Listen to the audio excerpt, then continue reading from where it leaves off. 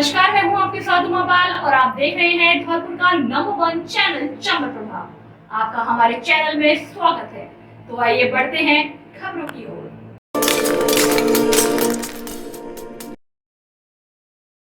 धौलपुर में वरिष्ठ कांग्रेस नेता दुर्गादत्त शास्त्री ने एक यूट्यूब चैनल को दिए इंटरव्यू में जो कुछ भी गुर्जर समाज के बारे में बोला उसके प्रति उन्होंने अपनी गलती मानते हुए खेद प्रकट किया है। राम राम साहब, गुर्जर समाज से मेरा आज भी प्रेम है, आगे भी रहेगा। मेरा किसी भी समाज से कभी भी द्वेषतापूर्ण वातावरण में कभी ना रहा ना रहेगा। अब तो मेरी उम्र भी उस तकाते पर आ गई जिसमें मैं किसी राग द्वेष के लायक भी नहीं रहा। गत सप्ताह एक चैनल के द्वारा मेरा इंटरव्यू लिया गया था। उस इंटरव्यू में मैंने ऐसी कोई बात नहीं की जिससे किसी भी समाज के व्यक्ति को कोई बुरा लगे। मैं सामाजिक आदमी हूँ, मेरा हर समाज से वो रिश्ता है भाईचारे का। आज गुर्जर समाज को इंगित करके कुछ लोगों ने ये कहा है कि मैंने गुर्जर समाज के लिए कुछ अपशब्द कहे। मेरी ना कोई विचारधारा है ना कुछ है। मेरा और मेरे पूर्वजों का गुर्जर समाज से बहुत बड़ा रिश्ता है। उसके बावजूद भी यदि समाज के किसी व्यक्ति को मेरे द्वारा कहे वर्ड शब्दों से आघात हुआ था, उसके लिए मैं अपना खेद प्रकट करता हूँ।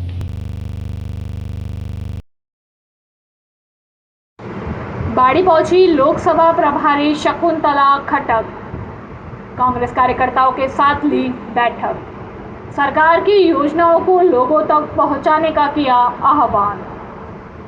ऑल इंडिया कांग्रेस कमेटी द्वारा राजस्थान के प्रत्येक लोकसभा क्षेत्र में एक प्रभारी लगाया गया जो आगामी विधानसभा चुनाव को लेकर विभिन्न विधानसभा में जाकर कांग्रेसियों को एकजुट करने के साथ सरकार फिर से रिपीट हो इसके लिए प्रयास करेंगे और विधानसभा के हिसाब से जीत को लेकर दिशा निर्देश जारी करेंगे। इसी को लेकर ऑल इंडिया कांग्रेस कमेटी द्वारा भेजी गई हरियाणा की रोहतक विधायक शकुंतला खट्टक बाड़ी पहुंची। धौलपुर करौली लोकसभा प्रभारी विधायक खट्टक ने बैठक के बाद बताया कि उन्होंने विधानसभा क्षेत्र के बाड़ी और सैपो ब्लॉक के कांग्रेस पदाधिकारी की बैठक ली और आगामी विधानसभा चुनाव को लेकर जी जान से जुट जाने का आह्वान किया। साथ में निर्देश दिए कि प्रत्येक कार्यकर्ता हर बूथ पर नजर रखे और सरकार की जो जन कल्याणकारी योजना है। बाड़ी आरती शिवहरे जिला अध्यक्ष कांग्रेस सेवा दल ने बताया कि हरियाणा के रोहतक से विधायक शकुंतला खट्टक ने विधायक गिरिराज सिंह मलिंगा के कार्यालय पर विधानसभा के बाड़ी और सैपो के सेवा दल, NSUI, महिला कांग्रेस और वरिष्ठ कांग्रेसियों की संयुक्त बैठक ली।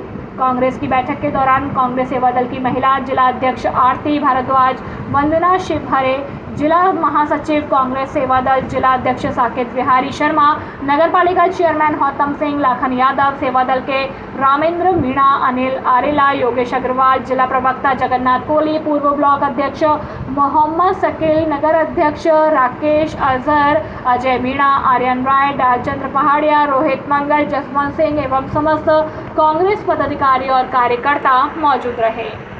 हमारे बीच में जो हरियाणा की विधायक मौजूद हुई कांग्रेस सेवा दल एवं सभी NTUSFP में बैठक की गई है। उसमें गहलोत सरकार की 40 योजनाओं का भी प्रचार प्रसारण किया है। डोर टू डोर घर जाकर उनका प्रसारण करना है, जन जन की देखना है गहलोत सरकार को किस किस की मतलब चीज़ की उपलब्धियाँ प्राप्त हुई।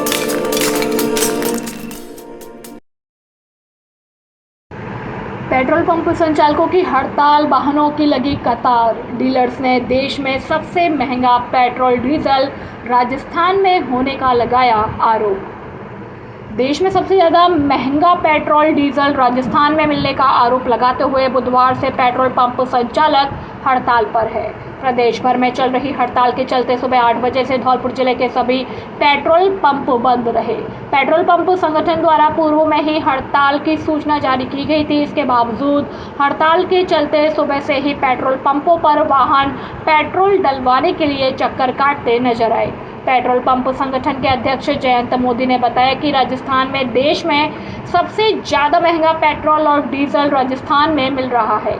इससे पड़ोसी राज्यों की सीमा से लगने वाले प्रदेश के पेट्रोल पंप बंद हो गए हैं। इसके अलावा वाहन ड्राइवर पड़ोसी लगने वाले प्रदेश के पेट्रोल पंप बंद हो गए हैं। इसके अलावा वाहन ड्राइवर पड़ोसी राज्यों से सस्ता डीजल भरवा कर राजस्थान में प्रवेश कर रहे हैं। उन्होंने बताया कि सरकार से लंबे समय से पेट्रोल पंप संचालक बेट विसंगति दूर करने के लिए मांग कर रहे हैं। इसके बावजूद सरकार सुनवाई नहीं कर रही।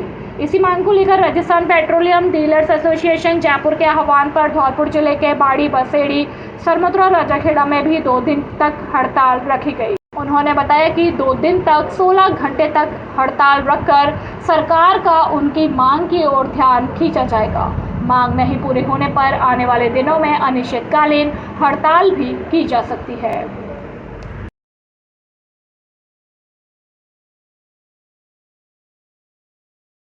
अब मानवाधिकार होंगे सुरक्षित और हर व्यक्ति को मिलेगा न्याय। पवन जैन। न्यायमूर्ति राकेश श्रीवास्तव ने मानवाधिकार एवं विधिक सहायता केंद्र का किया लोकार्पण। राजाखेड़ा में सेठ बाबूलाल जैन सेवा संस्थान द्वारा राजाखेड़ा के कुंद दिगंबर जैन विद्यालय में मानवाधिकार एवं विधिक सहायता केंद्र लीगल सेल का लोकार्पण करते हुए न्यायमूर्ति सेवानिवृत्त राकेश श्रीवास्तव ने कहा कि मानवाधिकार जन्म से ही पैदा हो जाते हैं, लेकिन दुर्भाग्य से इनको प्राप्त करने के लिए भी लोगों को कड़ा संघर्ष करना पड़ता है। लेकिन बाबूलाल जैन सेवा संस्थान द्वारा स्थापित मानवाधिकार एवं विधिक सहायता प्रकोष्ठ निश्चित ही राजाखेड़ा के साथ राजस्थान एवं देश के अन्य भागों में मानवाधिकारों और न्याय की प्राप्ति के लिए एक नई मिसाल बनेगा। 10,000 नेत्र और पोलियो करेक्शन के बाद अब पवन जैन गरीब बालकों को उच्च शिक्षा के लिए अत्याधुनिक कोचिंग सेंटर भी आरंभ कर रहे हैं, जहां ग्रामीण युवा प्रशासनिक सेवाओं के साथ इंजीनियरिंग और चिकित्सा की प्रवेश परीक्षाओं को तैयारी भी उच्च स्तरीय शिक्षकों के साथ निःशुल्क कर पाएंगे, जो क्षेत्र के विकास में एक मील का पत्थर साबित होगा। 800 को लाभ मिला। शिविर में बुजुर्गों के नेत्रों की जांच कर 550 को नज़र के चश्मे और दवाइयाँ दी गई। साथ ही 100 बुजुर्गों को ऑपरेशन के लिए चयनित कर उन्हें ग्वालियर के रतन ज्योति नेत्रालय भेजा गया। शिविर में संपूर्ण क्षेत्र के साथ उत्तर प्रदेश के सीमावर्ती गांवों के लोगों ने पहुंचकर भी अपने नेत्रों का इलाज करवाया।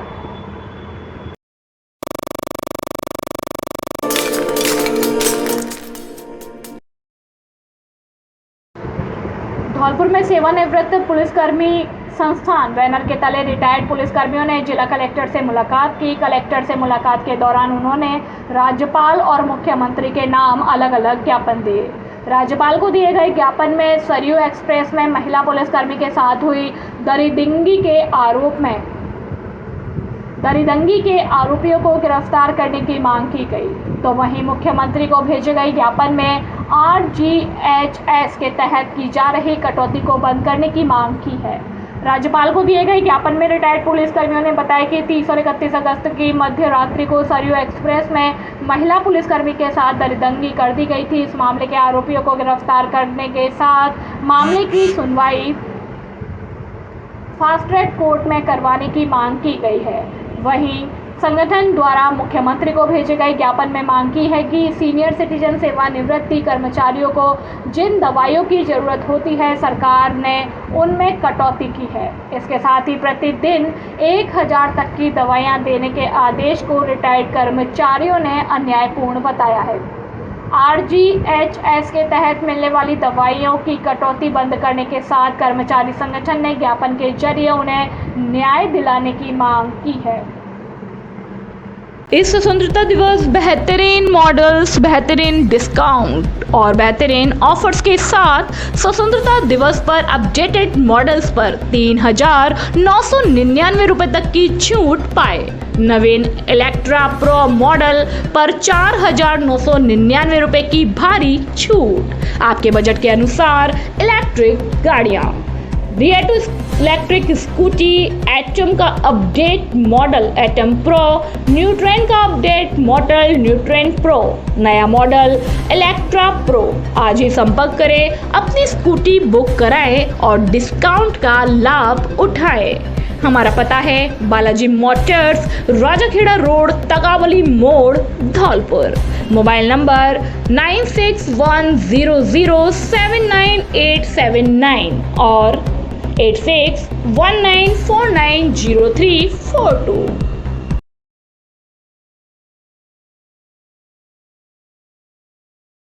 रामलखन गिरोह के 3 बदमाश गिरफ्तार। एडीएफ टीम और सदर थाना पुलिस ने कार्यवाही करते हुए मैडोना गांव के पास से जंगल से बदमाश रामलखन गुर्जर गैंग के फरार चल रहे 3 बदमाशों को गिरफ्तार किया है। तीनों आरोपी 6 सितंबर को अड़ुआ गांव के पास जंगल से पुलिस और बदमाशों के बीच हुई मुठभेड़ के दौरान फरार हुए थे। ऐसे में पुलिस उनकी लगातार तलाश कर रही थी। मुखबिर से सूचना मिलने पर आज मैडोना के पास जंगल में एडीएफ इंचार्ज देवेंद्र राजावत के निर्देशन में कार्यवाही की गई, जिसमें तीनों आरोपी दबोचे गए। 6 सितंबर को हुई थी मुठभेड़। 6 सितंबर को अड़ुआ गांव के पास बदमाश रामलखन और उसकी गैंग से पुलिस का आमना सामना हुआ था, जिसमें हुई मुठभेड़ के दौरान बदमाश रामलखन के पैर में गोली लगी थी और उसके साथ राजेंद्र और पप्पू भी पकड़े गए थे। बदमाशों से 2 पचफेरा बंदूक और 128 कारतूस बरामद हुए थे, लेकिन इस दौरान 4 आरोपी मौके से भागने में कामयाब हो गए, जिनकी पुलिस लगातार तलाश कर रही थी। मैडोना के जंगल में की कार्यवाही। एडीएफ जवान नरेंद्र और वासुदेव को सूचना मिली कि फरार बदमाश देवेंद्र गोलू मैडोना के पास जंगल में देखे गए, जो नए हथियार और कारतूसों की जुगाड़ में आए हैं। ऐसे में सदर एसएचओ विजय सिंह और प्रशिक्षु आरपीएस अंगद सिंह के साथ एडीएफ टीम के साथ मैडोना के जंगल में कार्यवाही की, जहां से बदमाश देवेंद्र पुत्र रोशन गुर्जर उम्र 21 साल, गोलू पुत्र शिवनारायण उम्र 19 साल, सचिन पुत्र भगवान सिंह गुर्जर 19 साल निवासी मैडोना को गिरफ्तार किया। तीनों आरोपी 3-3 हज़ार रुपये के इनामी हैं। आज दिन में एडीएफ टीम के ही वासुदेव और नरेंद्र जी को सूचना मिली कि रामलखन गैंग के ही 3 वांछित इनामी अपराधी मैडोना के जंगलों में हैं।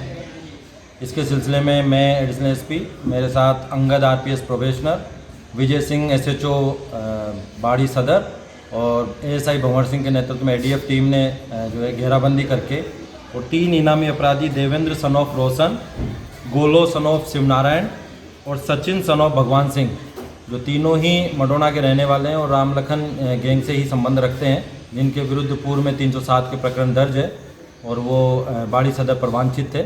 उनको डिटेन किया गया है, उनसे अनुसंधान किया जा रहा है और प्रकरणों में अनुसंधान के बाद उनको गिरफ्तार किया जाएगा।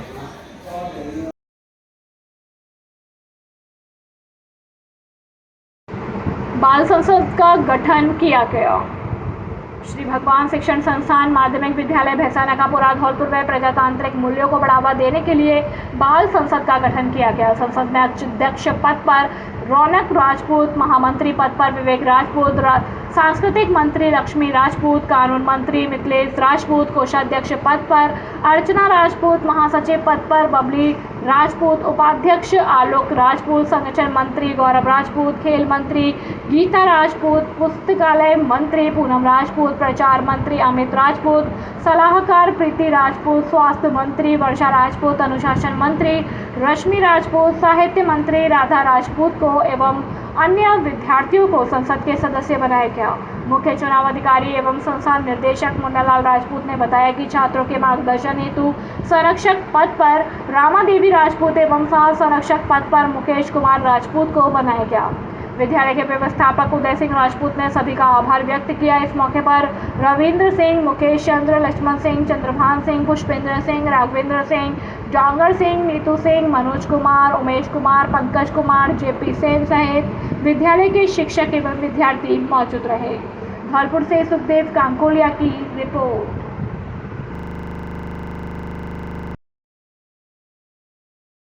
धौलपुर में लगातार 4 दिन से हो रही तेज बारिश के कारण सभी जगह त्राही मच गई। इंद्र के तेज प्रकोप ने दुनिया को धराशाही कर दिया। इधर धौलपुर रेलवे स्टेशन पर देखा गया कि 2 मिनट में निकलने वाली छत्तीसगढ़ को निकलने में करीब 14 मिनट का समय लगा। ट्रेन छत्तीसगढ़ इस तरह से चल रही थी मानो कि एक बैलगाड़ी चल रही हो।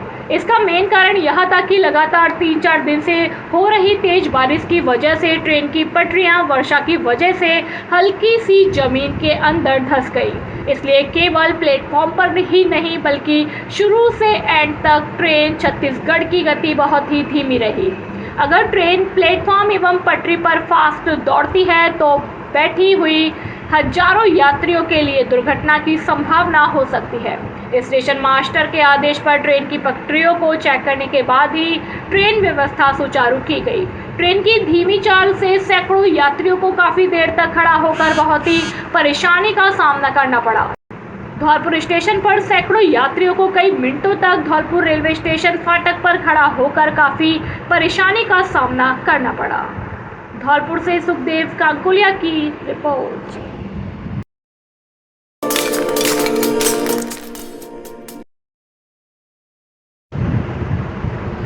12 ज्योतिर्लिंगों की यात्रा करके वापस लौटे शिव भक्त मनीष पटसारिया उर्फ दाढ़ी वाले बाबा क्या बोले, शिव निराकार है और कैसी रही उनकी यात्रा, सुनिए उन्हीं की जुबानी हमारी स्पेशल ग्राउंड रिपोर्ट। सरमथुरा से विष्णु सोनी के साथ सबसे पहले चंबल प्रभा न्यूज़ पर।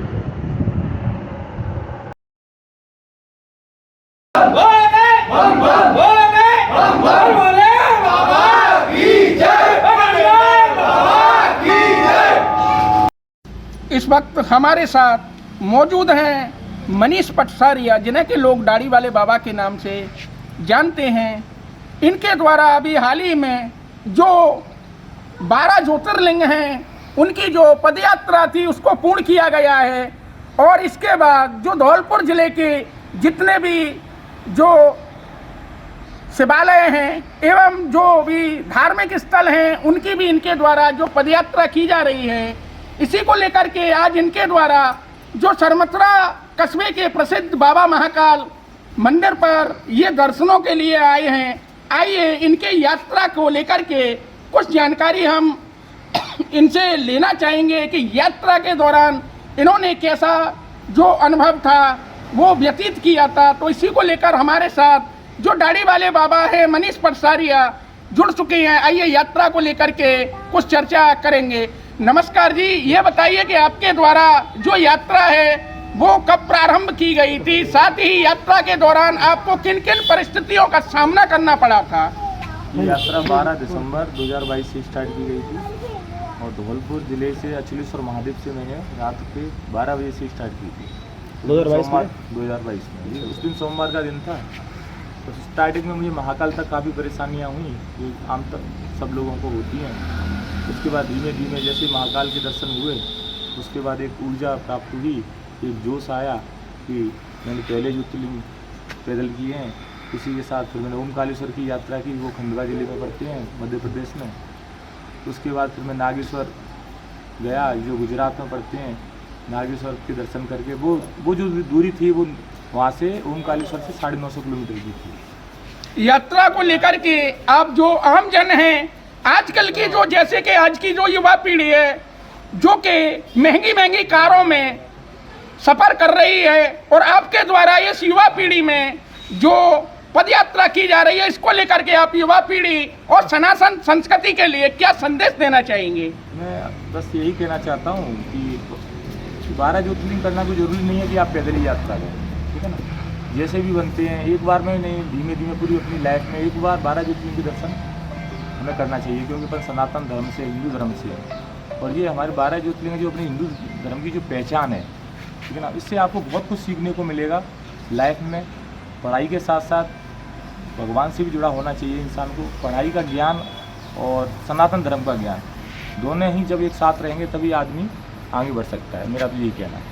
यात्रा के दौरान आपको किस किस तरीके से जो परेशानियां हैं वो उठाई गई थी आपके द्वारा, उनको लेकर के कुछ वर्णन आप बताइए। बस परेशानियां तो कुछ नहीं है, अपने मुंह से कहना थोड़ा अच्छा नहीं लगता है, ठीक है ना। मैं तो यही कहूँगा कि देखो कोई परेशानी के बारे में बताऊँगा तो आगे जो पीढ़ी है, आगे जो अपने जो युवा हैं, तो थोड़ा सा उनके अंदर डर भय मैं बैठाना नहीं चाहता हूँ। पर लेकिन ये जितना भी परेशानी आएंगी ना वो सारे परेशानियाँ धीमे धीमे धीमे धीमे समाप्त होती जाएंगी। यात्रा का जैसे कि जो विचार है वो आपके मन में किस तरीके से उत्पन्न हुआ था? यात्रा का विचार 1 सेकंड लगा था। मृत्यु का विचार आता नहीं, मृत्यु अपने आप हो जाती है इंसान की। उसी तरह यात्रा का जब महादेव की कृपा हुई ना, मतलब मार्केट जाने के लिए भी आदमी सोचता है 5-10 मिनट, ठीक है ना। मुझे तो ये भी नहीं पता था कि 12 ज्योतिर्लिंग कहाँ पे, सच बताऊं। इसके बाद में आगे की क्या आपकी प्लानिंग है? आप कैसा जीवन व्यतीत करना चाहोगे? अभी तो मुझे ऐसा लगता है कि मैं बैठना नहीं चाहता है एक जगह। जब 12 ज्योतिर्लिंग कंप्लीट हुए मेरे केदारनाथ पे, ठीक है ना, तो मुझे ऐसा लगा कि मेरी दुनिया पता नहीं, मुझे पूरे होने के बाद ऐसा लगा कि मेरा सब कुछ खत्म हो गया। हिंदुत्व के अंदर में जैसा कि लोग बताते हैं, हमारे वेद पुराण बताते हैं कि 84 करोड़ जो देवी देवता हैं, आपने भगवान शिव को ही क्यों चुना? तो एक तो मैं बताऊँ 84 करोड़ नहीं, 84 कोटि है, ठीक है ना। तो महादेव, ऐसा अपन महादेव को नहीं चुनते, महादेव हमें चुनते हैं। ये अपन सोचते हैं ना, अपन इंसान क्या बोलूँ, अपन कुछ नहीं है, ठीक है ना। जो भी है, मैंने तो सपने में भी नहीं सोचा था कि 12 ज्योतिर्लिंग की यात्रा करूँगा। हाँ, एक्चुअली अचलेश्वर महादेव थे, दुनिया जाती है दर्शन करने के लिए, उसी तरह हम भी जाते थे। लोग पानी चढ़ाते थे, जल चढ़ाते थे, हम भी जल चढ़ाते थे, कोई दूध चढ़ाता था, हम भी दूध चढ़ाते। देखते देखते देखते देखते एकदम कृपा हो गई। शायद कुछ उनको लगा होगा कि मेरे माध्यम से कुछ लोगों को मैसेज देना है समाज को, ठीक है ना। और मेरे कहने से नहीं है, जब ये यात्रा स्टार्ट हुई ना, तो लोगों के समझ में अपने आप आता चला गया। बताने से कुछ नहीं होता, वो अपने आप एक सिस्टम है, वो लोगों की समझ में आ रहा है, मुझे दिख रहा है। जो जब मैं धौलपुर आया था तो बहुत सारे लोग स्वागत के लिए खड़े हुए थे, तो मुझे ऐसा लग रहा था कि हाँ, कि ये सब 12 ज्योतिर्लिंग करके आ चुके हैं मुझसे पहले।